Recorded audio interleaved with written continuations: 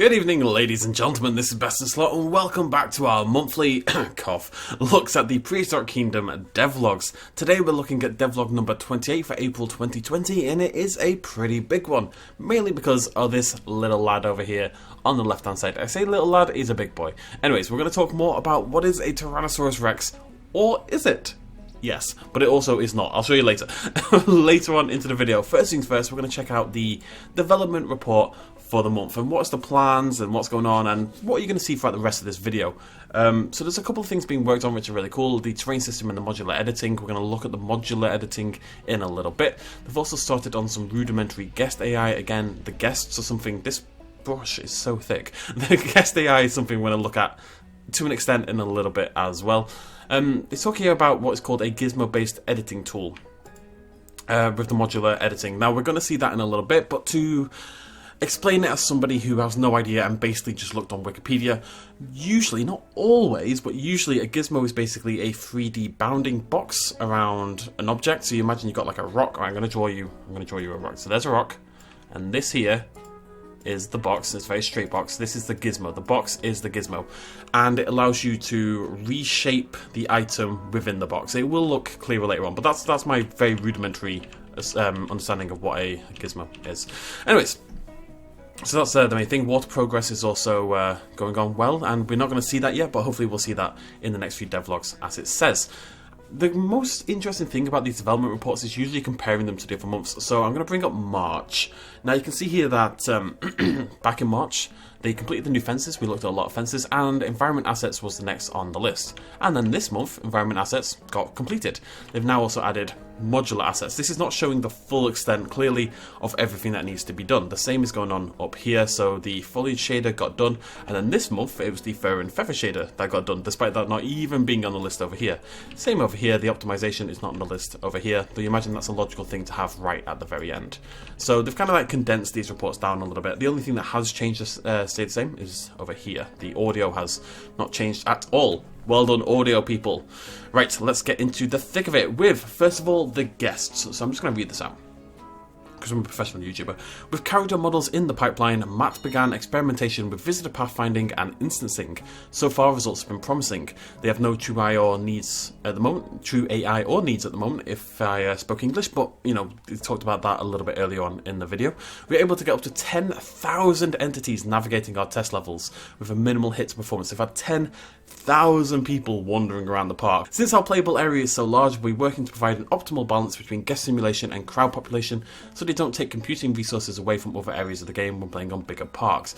So, you know, dinosaurs and the fences and the buildings, they are still more important, but with something like this, you do very much want your park to feel full and to feel like it has many guests populating it and walking around, and that's an open, thriving park. So if they can get up to 10,000, maybe that gets reduced a little bit, you know, in the end game, but still that is a humongous number. And I've got two little videos provided from the devlog. Hopefully they don't mind me showing these. I don't think they do.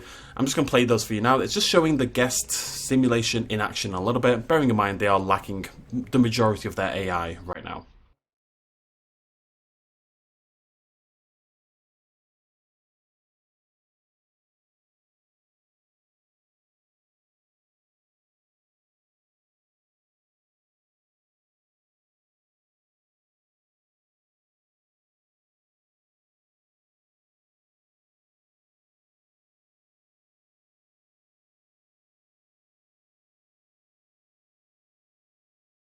Okay, with that done, we can move on to the modular building. So this is the editing gizmo that I mentioned. Now, we do, again, have a couple of videos. They're slightly longer, so I'm going to talk to you throughout those now.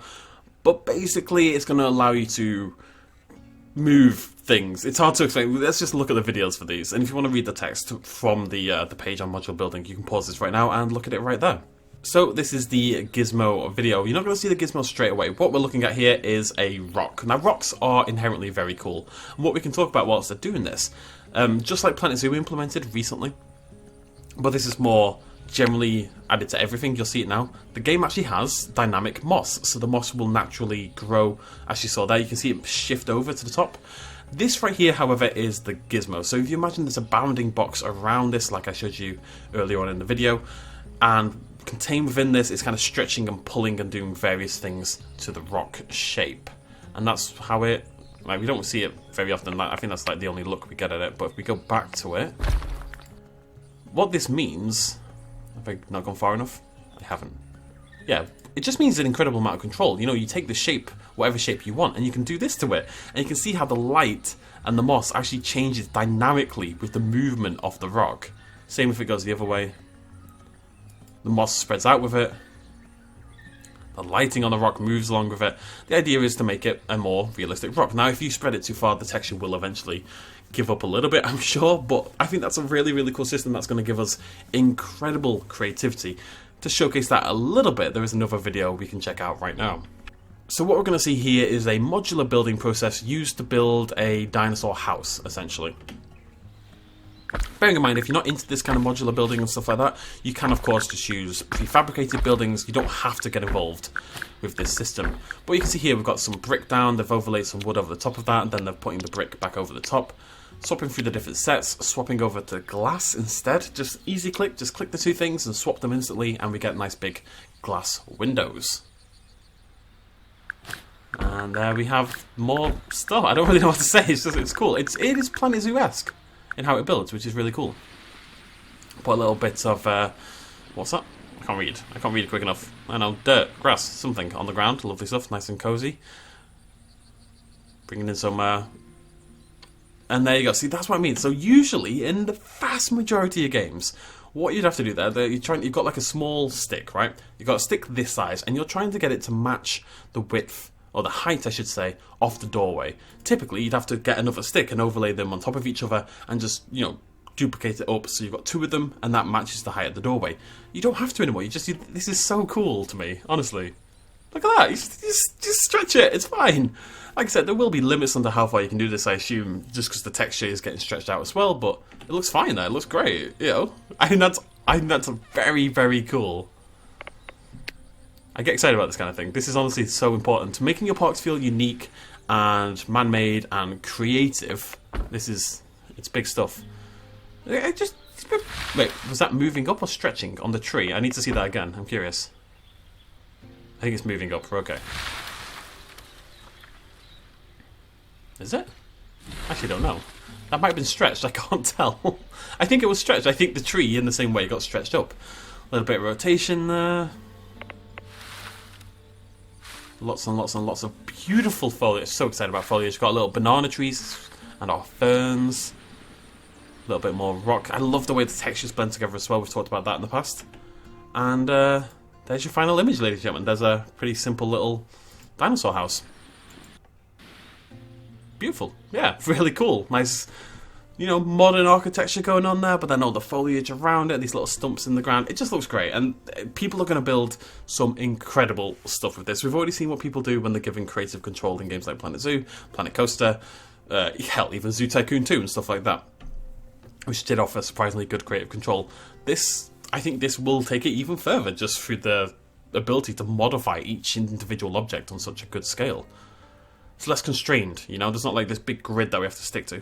It's going to be awesome. I'm very, very excited about it. Now, there's more video. Go watch the rest of it. Cool. Right, with that out of the way, we can take a look at the 3 new dinosaurs for this month. And I say new dinosaurs for this month, they are actually the last 3 dinosaurs. If you look over here in the bottom left, you see we're on 48 of 50. We're going to look at 48, 49, and 50 today, which means these species profiles, very sadly, are going to stop. There will, of course, be loads of new updates on Prehistoric Kingdom, but the actual updates on the species individually like this should be over.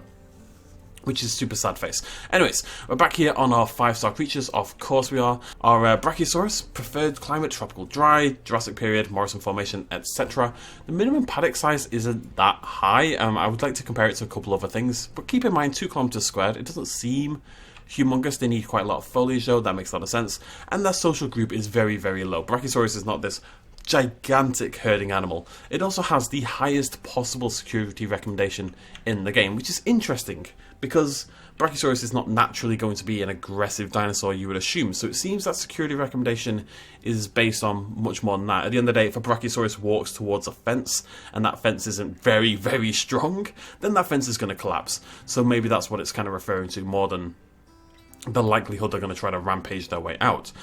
let's keep all those informations, that's right, all those informations in mind as we move on to the, I just want to talk about, it's very pretty, by the way, just thought I'd point that out, it's super pretty. I really like the russet skin. I've got a thing for ombre, you know, this ombre effect, I love that, it makes me happy. Anyways, let's take a look at the Argentinosaurus. It does have a bigger minimum paddock size of 3 kilometers. I guess the suggestion with the paddock size, if I had to, wait, let me just do something here. I'm just going to mark there. Okay, cool. So it looks like the paddock size minimum could, in theory, go up to about 10 kilometers squared. That looks to be the maximum. We'll have to see if any do that. Whilst to an extent you'd think such large dinosaurs need more room, they're not going to run around. They don't need like big hunting planes and stuff like that. You'd think they're moderately happy in not an enclosed space, but they don't need miles and miles and miles and miles and miles. So maybe that's the point. Anyways, foliage density requirement much lower. Privacy is still pretty low. They can have a much bigger social group. I'd really be interested to see. One thing I wish the PK maybe did was if they had certain, you know, scientific papers and stuff like that they were basing things on. You know, obviously these dinosaurs are really well researched. I'd be curious to see what papers they were taken from though, and kind of so we can attribute them to certain dinosaurs and stuff like that. That would be pretty cool. Security recommendation, just as in with the Brachiosaurus, is still 100%. Which makes our next dinosaur, and why I've been talking about this, a lot more interesting. So, the final one. Tyrannosaurus Rex. There he is, 50 of 50 animals down there at the bottom. Has a smaller paddock size required, not that much smaller, so this is kind of my point. Brachiosaurus had 2 kilometers, Tyrannosaurus Rex, despite being obviously much smaller, has 1.5 kilometers. So T-Rex's need to roam and hunt and all that kind of jazz means it still needs a decent sized paddock. Again, with the foliage so it can kind of hide, only has a single animal in its social group. It looks like the Lost World Jurassic Park may have lied to us. And this is the interesting thing for me. The security recommendation for this is probably the highest for a carnivore in the entire game, is only 80%. Also just popped into my head, I wonder if they're going to remodel the Spinosaurus. Anyways, it's only 80%, so it's lower than it is for the Brachiosaurus and the Argentinosaurus. Again, I'm wondering if the implication is just being near the fence would be hazardous for such large creatures, whereas the T-Rex, which may be more aggressive in storms or when it wants to eat a human, doesn't need as high a security fence to keep it, you know, contained, essentially. But we'll have to see how it all plays out in the game, but I just thought that was mildly interesting. You'll notice as well, if you look at the bottom, we have this down here. We're going to talk about that a little bit later on. It's very exciting though. Anyways, let's move on. So that's our final 3 species profiles, very sad. Now we're going to listen to the sound update for the Psittacosaurus. So again, we're going to bring the video in. This is absolutely painfully adorable. The Psittaco sounds just agonizingly cute. It's like an adorable version of the compy sounds from The Lost World in my head. Anyways, it's really cute. Just go enjoy this. I don't really have much to say about it.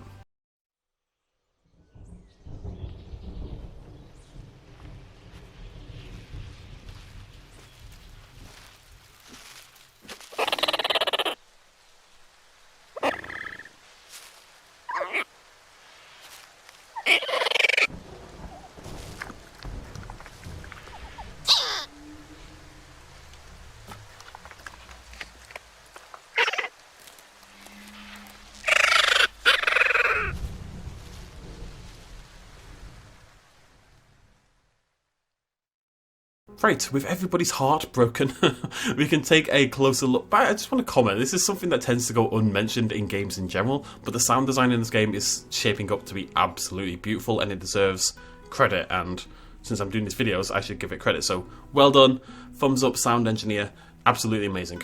Anyways, we can take a closer look at some of the dinosaurs now. We're going to look at the Brachiosaurus and the Argentinosaurus, and of course the Tyrannosaurus Rex.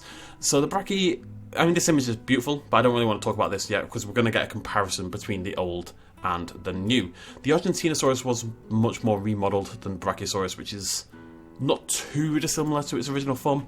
The Argentinosaurus has a more realistic head shape. It's got more pronounced osteoderms going up the back. You know, we have these sort of spines going up along the back. It's interesting because they are very much on the back, and then they fade away instantly for the neck. It's cool.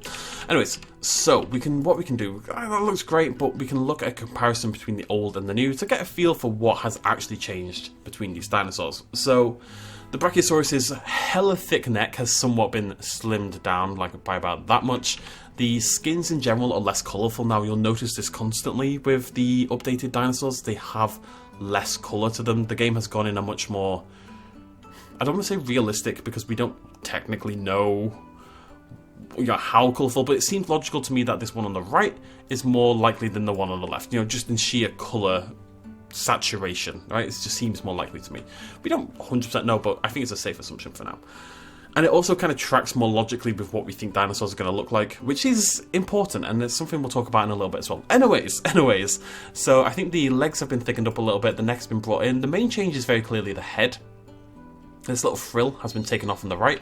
The crest is, of course, much higher up as well. And I think the eye looks a little bit more pronounced, like the ridging above the eye looks a little bit more clear to me. All in all, it's very clearly, it just looks more like a Brachiosaurus. The one on the left is kind of this weird chunky monster, and the one on the right, despite small changes, is very much demonstrably a Brachiosaurus, a very cute Brachiosaurus.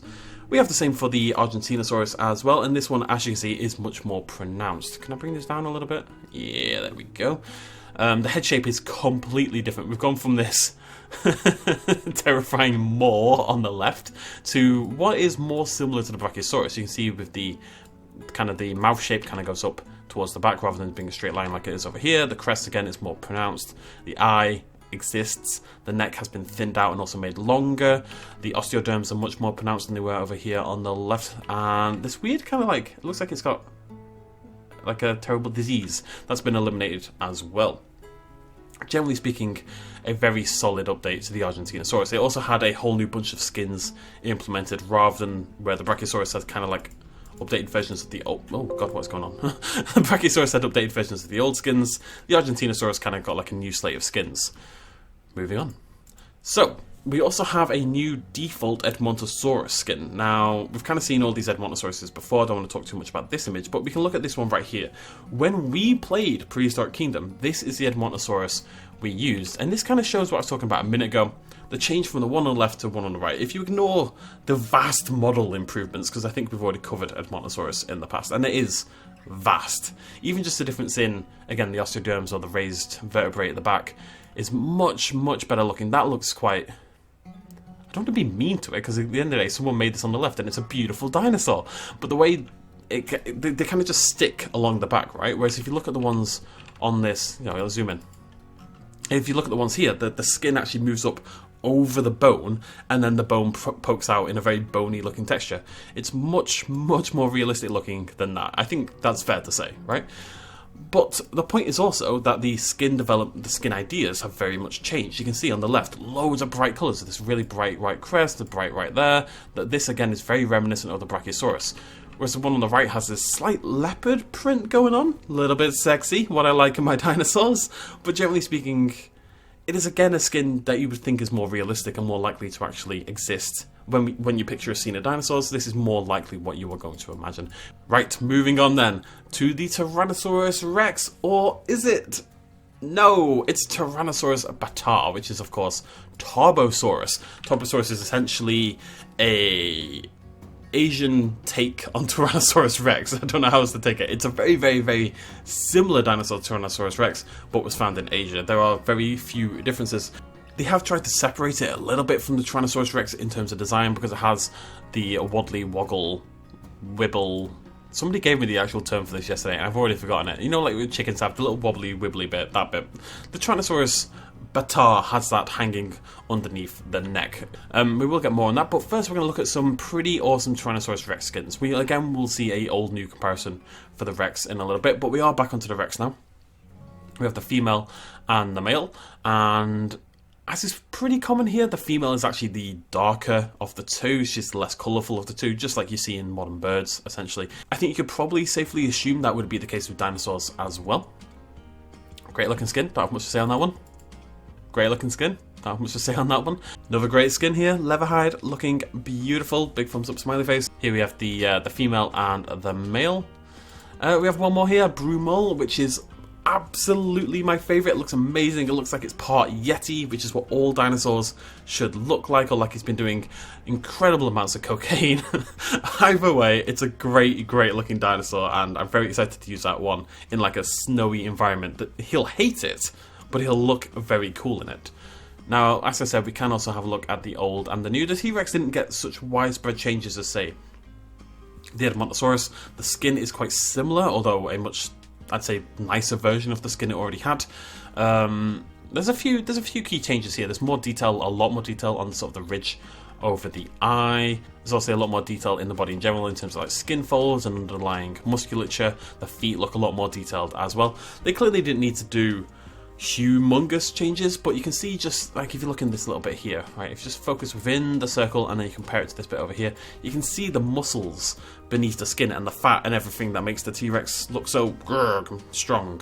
And also the ridge here has been brought up as well, and you don't see that on the left. It looks more flat. The one on the right has a lot more underlying detail that makes it seem more like a real animal, which is of course important. To finish things off then, we have one more image of the T-Rex, and it's just a nice final image. This was actually one of the first images on the devlog, but it's just a nice way to finish things off because it looks great. It's a beautiful T-Rex. I love this version of the T-Rex. There's a lot of different ways you can go with T-Rex at the moment as people debate various aspects of what it would have actually looked like, but to some extent, and they actually mentioned this in the devlog, balancing between utmost realism and what people expect to see is important. People might say, oh, nothing but realism matters, but that does not. Yeah, that's not the case for a large number of people. People have certain things in mind when they see dinosaurs. And whilst it's also important to educate people and bring them over to more realistic dinosaurs and representations of dinosaurs, it's also important to sell your video game. So you kind of need to strike a balance between the two, and I think they've done that really, really well. Right. That's it. Thank you very much for joining me. I know this was on the 6th, but for me that's... oh god, it's the 5th. Oh, I'm on fire. This was on the 5th, so technically a few days late, but for me that's pretty bloody good. I'll try to get on it even quicker next month, but hope you've enjoyed. If you did, go check out Prehistoric Kingdom at the link down below. I will link this devlog if you want to read it for yourselves. Without my obnoxious voice over the top, you'll be able to do just that. Go give the PK devs some love, join their Discord and all that kind of jazz. It's a really friendly place to be. Game looks absolutely fantastic. Cannot wait to get my hands on it again. Hope you guys are feeling the same. Thanks for joining me. Cheers, much love as always. Bye-bye.